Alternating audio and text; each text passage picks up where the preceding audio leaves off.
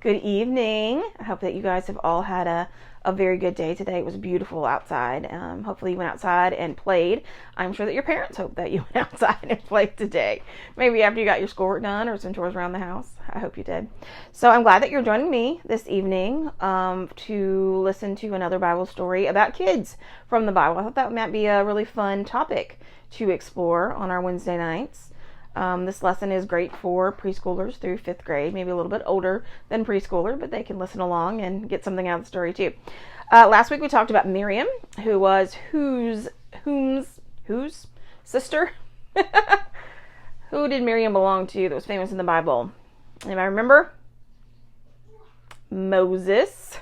And if you said Aaron as well, then you get bonus points, Michael.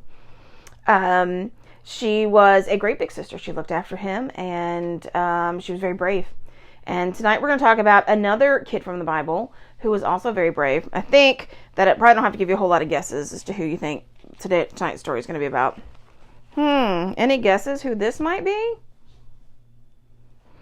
Might give it away with the different colors in his coat. Yeah, tonight we are going to talk about Joseph. And while our story takes place, he was around 17, so that's older than you were, but that's still a kid. That's still not, you're still not ready for the ways of the world at 17, are you? Ask your older sister or older brother, or even your parents. They'll probably tell you, no, not quite ready. Still, maybe youth age, but still a kid. So I want to refresh your memory of the story of Joseph. So I'm going to read the story first, and then we will talk about it. Okay. I like this version. It's simplified. Joseph has a very long, big story, a lot like Moses does, and so this simplifies it a little bit. And you might remember some of these parts. Okay. Once upon a time, in a land far away, a young boy lived with his father, Israel, and 11 brothers. The boy was named Joseph. 11 brothers. Any of you have 11 brothers? Because that's a lot of brothers. Joseph's father loved him best, and Joseph's brothers hated him because they knew Joseph was their father's favorite son. Israel gave his son Joseph a very special coat to wear. It had many bright colors and jewels all over it. Now, when Joseph wore his new coat, his brothers hated him even more. Now, I know, in Ms. Barbara's classroom, what are we not allowed to say? I know many of you are pointing that out right now. But they disliked him a great, great deal. One night, Joseph had a dream. He thought it was a wonderful dream. In his dream, the sun, large and bright, and the moon and 11 stars came to Joseph, and the sun and the moon and stars all bowed down before him. Perhaps we should remember that dream. The next morning, Joseph ran to his father and brothers to tell them about his dream. "Do you think your brothers and I shall bow down to you?" scolded his father. Joseph's brothers laughed and made fun of him, but they hated him more and more.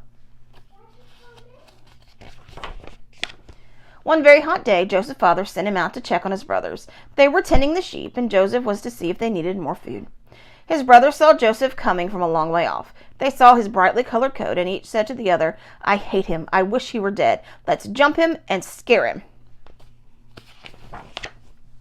When Joseph came closer, his brothers grabbed him. They tore off his colorful coat. They threw him in a well which had no water in it. Poor Joseph. He was scared and wished he was home with his father. His brothers sat down to eat supper. They didn't give Joseph any food. They didn't want to think about Joseph. While they were eating, a caravan of men on camels came up to the camp. "Where are you going?" asked Joseph's brothers. "Egypt," said one of the riders. "We go to sell spices and creams and perfumes." The brothers put their heads together. "Let's send Joseph to Egypt." So they sold their brother as a slave to the men on their way to Egypt. Then they took the brightly colored coat back to their father. They told him that Joseph had been killed by a lion. Joseph's father was very sad. When the brothers saw how sad their father was, they were sorry they had sent Joseph to Egypt. Meanwhile, the ruler of Egypt grew to like young Joseph, who learned a lot and always did what was right. Years later, when Joseph was a grown man, he was made the ruler of Egypt. One day, some men traveled to Egypt to beg the ruler to let them buy food. Their families at home were hungry. As Joseph sat on his throne, 11 men bowed down before him.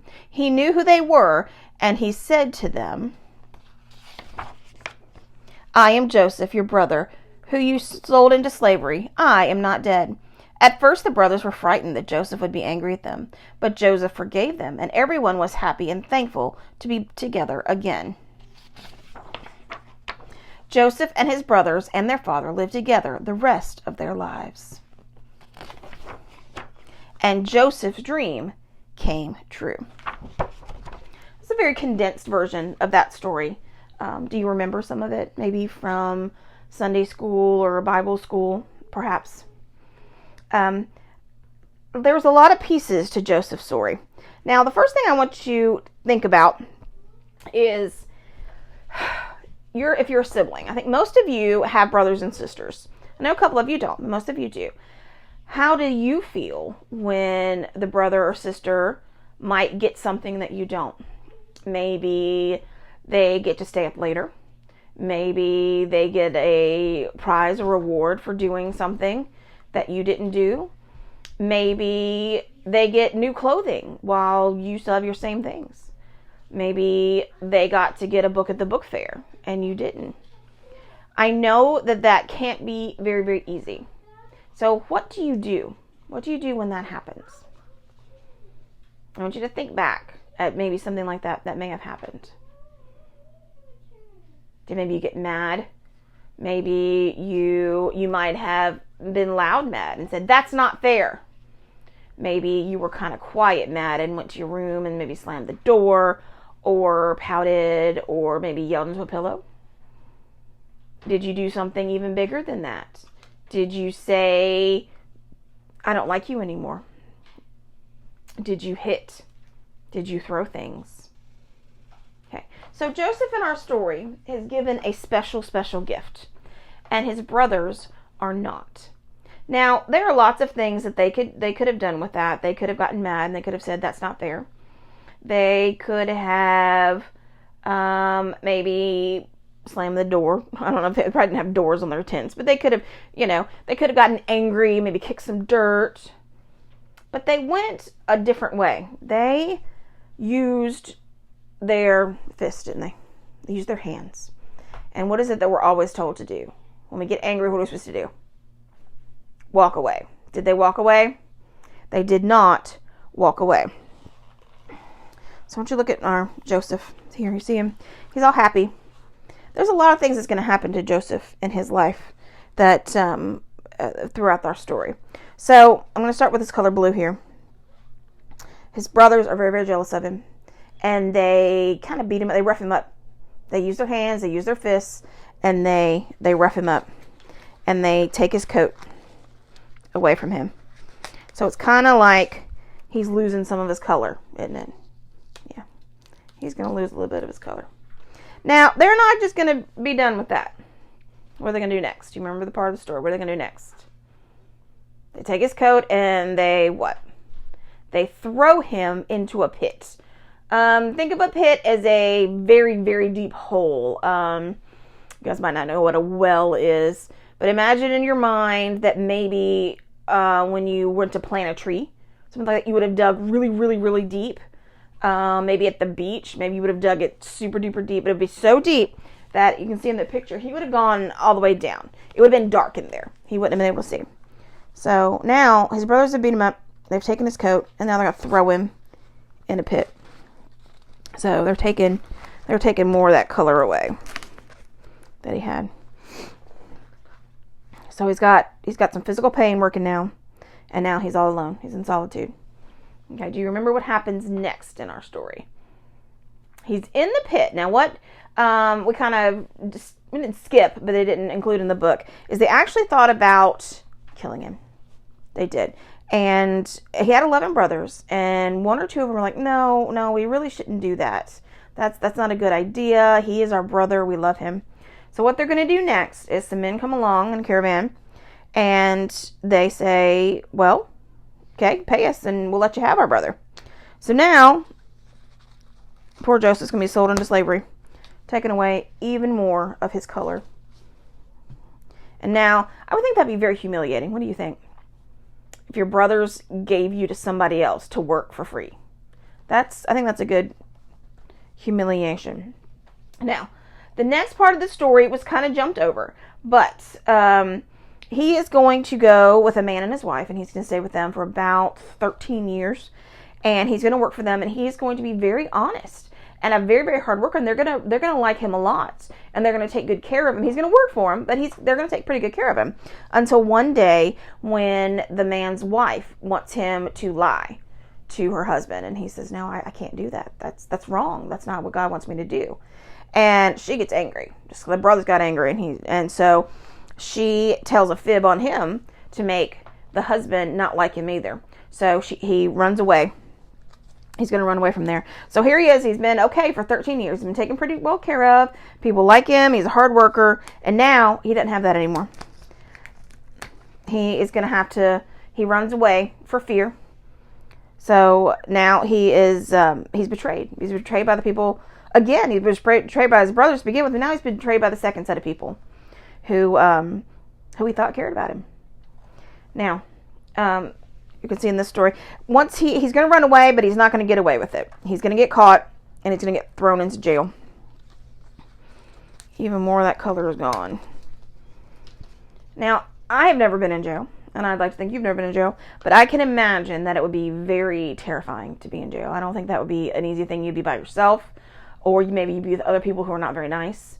It would be a very scary situation. Maybe you wouldn't get a whole lot of food to eat. Maybe you get yelled at. You wouldn't get to do things. You couldn't go outside. So I think he probably had a great deal of fear in him. Now, his story is going to turn around. While he's in jail, he is going to have even more dreams. Remember we talked about in the beginning of the story, he had dreams. He's going to have some more dreams. And he's going to share those with the Pharaoh and interpret the Pharaoh's dreams. And the Pharaoh is going to learn to love Joseph. And he is going to welcome him in, and he's going to kind of make him a big deal, give him nice clothes and feed him and put him in charge of some different things, because again, he's going to be a hard worker and he's going to be very, very honest. But his color's not going to last too much longer, because he is going to face his brothers. There's going to be a famine in the land, if you remember the story. A famine means not enough food. There's going to be not rain. There's going to be no rain, which means no crops, which means no food. So there'll be famine. People are going to be hungry. Now, Joseph had a dream about that, and so he knew it was coming, and so he was helping the land prepare. Now, his brothers lived away from Egypt, but they're going to come in asking for food. Okay, so now he's got to face the men, the brothers that were so unkind to him. And I think what it must be like to have lost all that color, all of that, everything that you had, all that joy that you have. Now, my Joseph here is still smiling. Do you think that you would still be smiling after all of that happened? I don't know. I don't know that many people would be.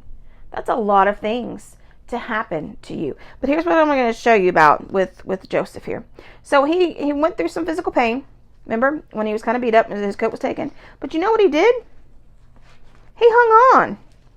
He said, he took it and he dealt with it, but he hung on. He had strength. God gave him the strength to hang on. More strength than the tape that Ms. Barbara used. Okay, so then he's going to be thrown into that pit all by himself. And I can't imagine what that would be like, but you know what he did? He did not give up, did he? He prayed. He prayed while he was in that pit. Prayer gives us strength, doesn't it? It brings back our color. It brings back our joy. It gives us hope. Okay? Now he's going to be sold into slavery, which is humiliating. It's awful. But you know what he did? He stood tall. He didn't fall down and cry. He didn't run away. He stood tall. He hung in there, and he said, okay, I can do this with whose help? With God's help. Okay. Now, he's been with that family, remember? I told you, he's been with it and was feeling good. And then he was betrayed by them. And I'm thinking, after all these troubles, all this stuff, I think I might give up, would you? But you know what? He didn't. He could have told that lady, he could have said, okay, well, I'll do what you want me to do so I can stay here. But he didn't. He did what was right. It is not easy to do what's right, but he's doing what's right, and he's going to stick to it. Now he's in jail, and he's terrified, I'm sure. No doubt about it. But you know what he's going to do while he's in jail? He's going to work hard. When you are in jail, sometimes now and back in those days, you would have done work. You wouldn't have just sat there. You would have been a hard labor. You would have done a lot of work. He worked hard and he kept at it and he made the best of it and he knew God was with him. Okay, so then, and because of all that, he was promoted, remember?